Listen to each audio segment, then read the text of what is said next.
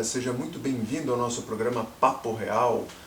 É o programa que traz para você peculiaridades, curiosidades, verdades sobre a monarquia, sobre a visão monárquica, sobre a perspectiva soberana, que eu sempre gosto de chamar perspectiva soberana,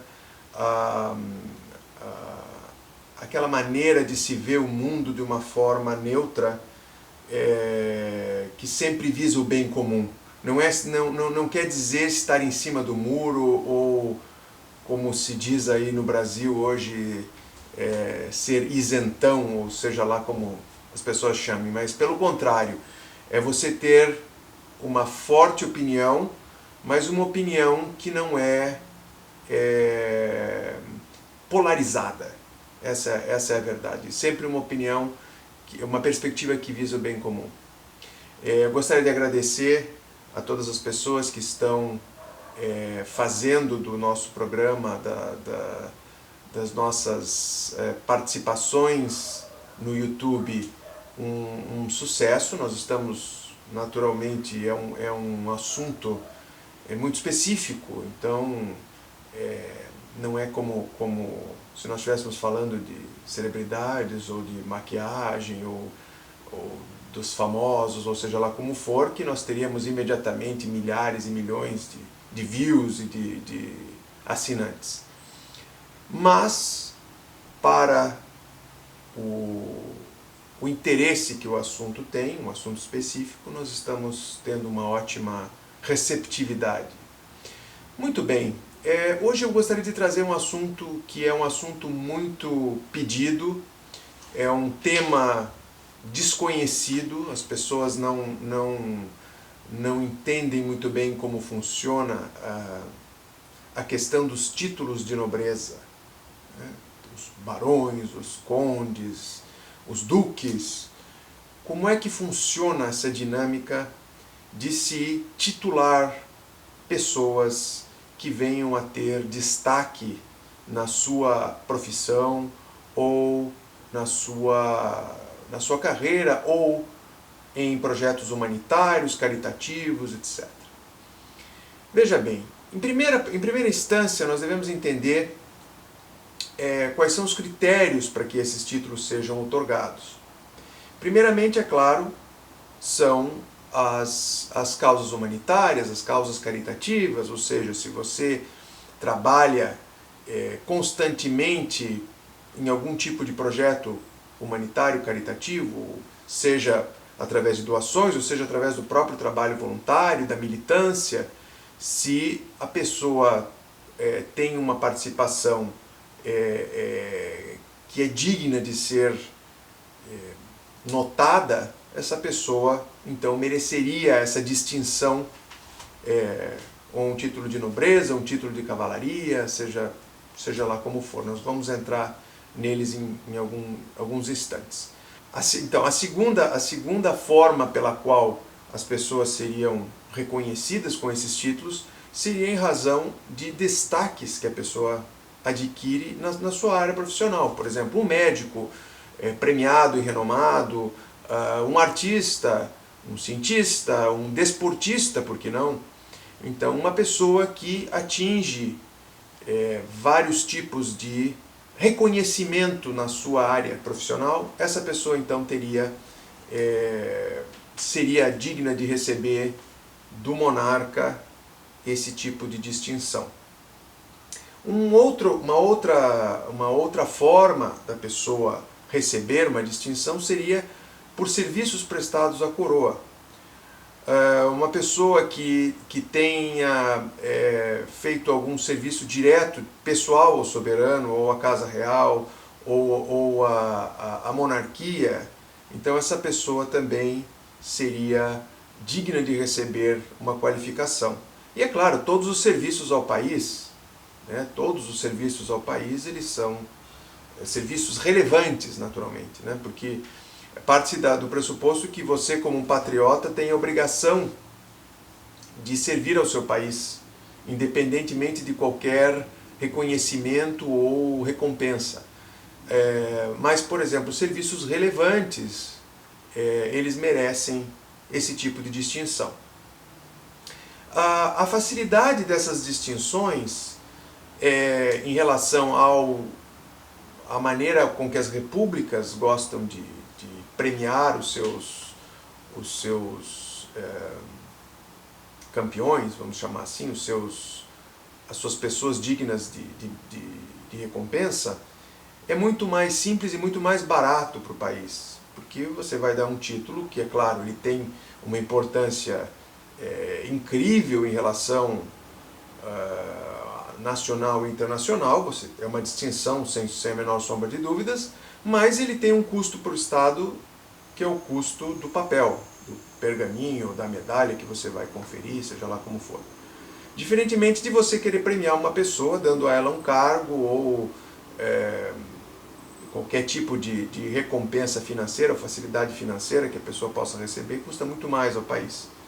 E tem até um tom um tanto, eu não diria necessariamente desonesto, porque se a pessoa realmente trabalhou pelaquela recompensa, em tese ela mereceria algum tipo de recompensa, mas é um tanto antiético, eu diria. É claro, os títulos de nobreza eles têm uma origem feudal. Então, antigamente eles eram ligados a uma propriedade e a um status legal. Com o advento das monarquias constitucionais, esses direitos de nascença, vamos chamar assim, que os nobres teriam sobre os plebeus, isso já não existe mais. Então, a pessoa, é claro, ela tem um prestígio social superior, mas se ela cometer um crime, ela deve ser julgada da mesma forma que uma pessoa que não tem título algum. Naturalmente, esses títulos deveriam trazer em si uma obrigação para que a pessoa fosse uma pessoa de moral ilibada e fosse um exemplo à sociedade. Então, não é apenas o processo da pessoa receber o título, de ter um mérito, de trabalhar para ter um mérito a fim de receber esse título, mas também de mantê-lo. Então, a pessoa, em teoria, deveria ser uma pessoa de moral ilibada, uma pessoa de conduta inquestionável, para que ela pudesse usar esse título. Não é apenas você recebê-lo, mas usá-lo. Então, há uma série de deveres que vêm com esses títulos.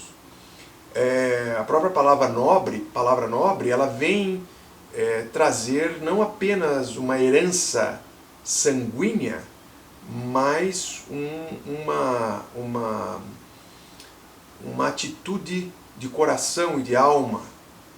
Então, eu sempre gosto de dizer que não há rei, imperador ou príncipe que tenha o poder de criar um nobre. Apesar desse poder existir juridicamente, eu não acredito que ele exista na prática. Aquilo que o nobre realmente, aquilo que o soberano realmente faz é ver uma pessoa reconhecer um coração nobre e simplesmente certificá-lo. Então, não se cria um nobre, não se pega uma pessoa que não é nobre e faz da pessoa ser uma pessoa nobre. O que há são pessoas que já são nobres, já nascem com a nobreza e simplesmente são reconhecidas juridicamente pelo soberano. Então, não é porque a pessoa tem um título que ela é tão ou mais nobre do que uma pessoa que não tem um título e tem uma conduta fantástica.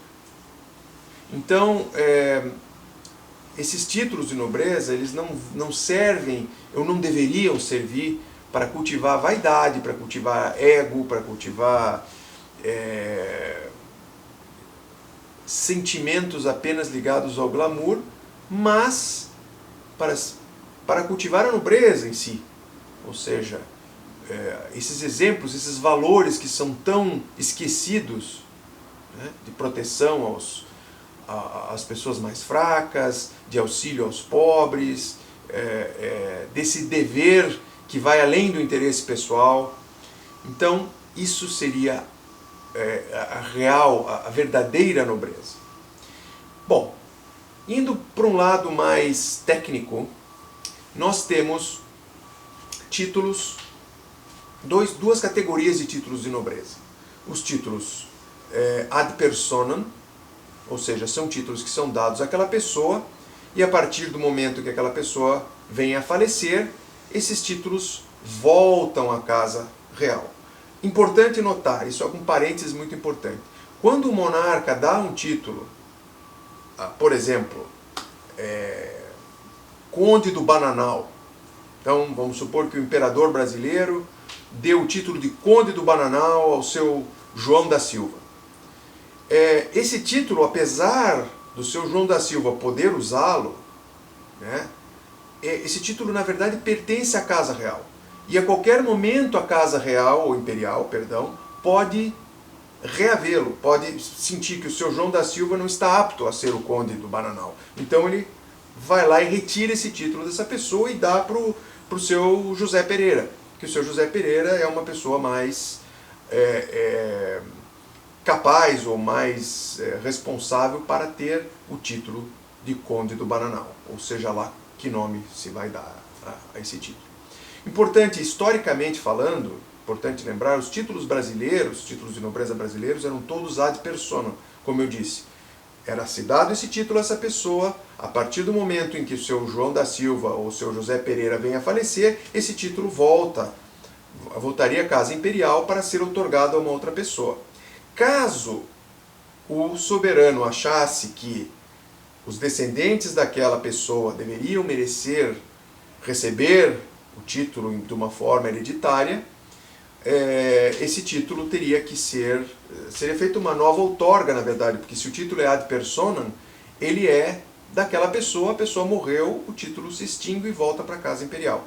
Mas caso o soberano achasse que o filho, ou um dos filhos, ou o irmão, ou seja lá quem for, fosse digno de continuar essa tradição, é claro, faz parte da prerrogativa real dizer não, vou continuar dando a essa família esse título, seja lá como for, mas é necessário uma nova outorga. No caso dos títulos ad infinitum ou ad eternum, eles obedecem uma sucessão específica. Por exemplo, na Inglaterra você tem os títulos que são os títulos nobres, né? Não estou me referindo aos títulos reais, ducais reais, mas os títulos nobres eles têm uma sucessão ligada à primogenitura e, apesar das mulheres poderem reinar na Grã-Bretanha, como é o caso da Rainha Elizabeth II, infelizmente elas não podem passar os seus títulos para os seus filhos e elas não podem passar os seus títulos nem para os seus maridos. Um exemplo muito interessante a respeito disso é o próprio Príncipe Philip. O Príncipe Philip ele era príncipe, digo era porque ele teve que abrir mão, né, de sê-lo, príncipe da Grécia e da Dinamarca, porque ele vem da família real da Grécia e da Dinamarca, mas ele teve que abrir mão desse título ao casar-se com a Rainha Elizabeth. A Rainha Elizabeth, ele jamais poderá ser rei consorte. Por quê? Porque as mulheres não podem passar os seus títulos. Então, como houve um problema sério no casamento deles, a rainha resolveu fazer um decreto de motu próprio, que o motu próprio vem a ser uma iniciativa da própria soberana, porque a soberana, como fons honorum, ou como fonte de honras, ela pode criar qualquer título a qualquer tempo. Então, independentemente de nome de título, de categoria de título, o soberano tem essa capacidade de criar um título e de outorgar a quem quer que seja. Então, a rainha, usando essa prerrogativa real, ela nomeou o príncipe Philip como príncipe britânico. Então, ele tem um título de príncipe britânico. Uma coisa interessante que as pessoas ainda não prestaram muita atenção, muitas pessoas, é que o neto mais velho da Rainha Elizabeth II não possui título algum. Ele é filho da princesa Anne, e ele é o neto mais velho da princesa, e ele ele tem o título de master, de mestre, ele não tem o título de príncipe. Mesmo sendo filho da princesa real, a princesa Anne, irmã do príncipe Charles, as mulheres não passam os títulos nem para os seus maridos nem para os seus filhos. Isso também acontece com os títulos de nobreza. Então quem assistiu a série Downton Abbey, há essa discussão, esse dilema, porque o conde ele tem apenas 2 filhas e ele não pode passar, elas não podem passar esse título. Então esse título tem que passar para um varão, ou seja, para um homem. Claro, como eu sempre digo, todas as casas reais, todas as tradições reais têm as suas peculiaridades e são diferentes de país para país. Então você não pode querer aplicar a mesma lei, a mesma regra para todos os países. Eu havia comentado, por exemplo, alguns programas passados, de algumas monarquias na África, por exemplo, que não são os filhos do soberano que o sucedem, mas os filhos da irmã do soberano, porque até o advento do teste de DNA, você não teria como saber se os filhos do soberano são mesmo do soberano, mas você tem certeza que os filhos da irmã do soberano vêm da linhagem do sangue real. Então são curiosidades, né? Bom, os títulos ad eternum ou ad infinitum, eles obedecem essa específica sucessão até enquanto houver sangue. Então, por exemplo, se você tem um título que ele deve ser sucedido por primogenitura masculina, se você chega no momento em que você já não tem mais herdeiros masculinos, esse título se extingue e volta para a casa imperial ou real. A não ser que o soberano mude de ideia ou o soberano mude a sucessão deste título. Então é isso, esses são os títulos de nobreza que são agraciados às pessoas que têm méritos, né? Então você tem os títulos de cavalaria, que são os títulos de cavaleiro, cavaleiro comendador, cavaleiro Gran Cruz, cavaleiro oficial, e também as mulheres, dama comendadora, dama grande oficial, dama Gran Cruz. Você tem os títulos barão, baronete, né? Baronete, barão, visconde, conde, marquês, que geralmente é um título militar, duque, enfim. O que faz diferente um título real de um título de nobreza é o fato de ter sido outorgado por uma pessoa que tem um título soberano. O que quer dizer isso? Apenas o chefe de uma dinastia pode outorgar um título de nobreza. Então, seja essa dinastia reinante ou não. Então, por exemplo, Dom Luís Gastão de Orleans e Bragança, como chefe da Casa Imperial, mesmo estando exilado, ele é a única pessoa que pode outorgar títulos de nobreza a qualquer pessoa. Por exemplo, Dom Bertrand, mesmo sendo o príncipe imperial do Brasil, ele não tem esse poder, a não ser que comandado pelo seu irmão, ou seja, autorizado pelo seu irmão. Então você vê muitos acolades, né, quando você vê a rainha ou algum príncipe fazendo com a espada, né, dando o acolade, você vê, às vezes é o príncipe Charles na Inglaterra, né, que é um exemplo mais óbvio, né? Você vê o príncipe William, você vê a princesa Anne, você vê vários membros da família real investindo a pessoa com aquele título, com aquela medalha, ou seja lá com o que for, mas isso porque eles têm uma autorização especial da rainha para fazê-lo. Eles não podem decidir, eu vou fazer fulano cavaleiro, ou eu vou dar o título para uma outra pessoa. Mesmo príncipes não têm esse poder. Não é porque o sujeito é príncipe que ele pode fazê-lo. Apenas o príncipe soberano, o chefe da casa real ou da casa imperial é que tem essa prerrogativa, essa atribuição. Então, uma das coisas muito interessantes que acontecem no Oriente Médio, por exemplo, que é de onde a minha família vem, é você ter o título de sheik, você ter o mesmo título de duas formas diferentes. Você tem o sheik, que é príncipe, que é, como é o caso da nossa família, é um título soberano, é uma casa soberana, ou seja, ninguém nunca nos deu esse título. Nós o temos por sermos príncipes, por sermos descendentes de uma linhagem real, como também é o caso dos príncipes de Bahrein, dos Emirados Árabes, do Kuwait, do Catar, enfim. Todos esses príncipes são sheiks, mas eles são sheiks reais. No Líbano você também tem sheiks que são sheiks nobres, sejam duques, como se fossem duques, barões, etc. Então esses sheiks, eles receberam esse título de um príncipe, ou de um califa, ou, perdão, de um sultão. Então, as pessoas que receberam esses títulos, sejam eles ad personam ou ad eternum, são títulos nobres. Ou seja, eles não têm poder sucessório à coroa necessariamente, eles não têm poderes sucessórios fora desse título que é regulado pelo soberano, pela casa real, pela casa imperial, pela casa principesca.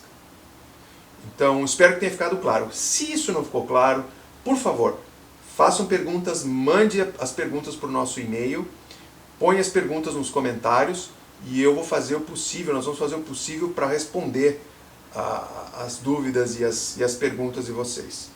Bom, eu quero fazer uma recomendação bibliográfica que é ao professor Mário de Merwe, que é um dos grandes conhecedores, um dos grandes mestres da matéria no Brasil. Ele escreveu Tradições Nobiliárias Internacionais e sua integração no direito civil brasileiro. Você pode encontrar esse livro aí no Brasil com uma certa facilidade, é só fazer a procura no Google. E vários textos do professor Mário de Merwe também estão disponíveis para serem lidos. Ele também escreveu esse estudo sobre o direito imobiliário, que eu já recomendei num outro vídeo. Ele é uma pessoa extremamente capacitada, realmente um conhecedor da matéria.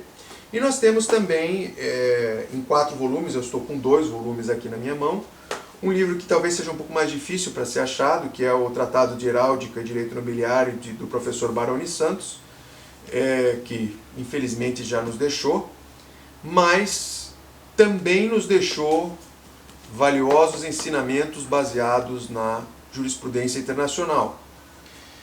Então eu gostaria de recomendar esses livros e alguns textos que você também pode encontrar na internet fazendo o Google, a pesquisa desses nomes, desses eminentes professores que eu acabei de citar.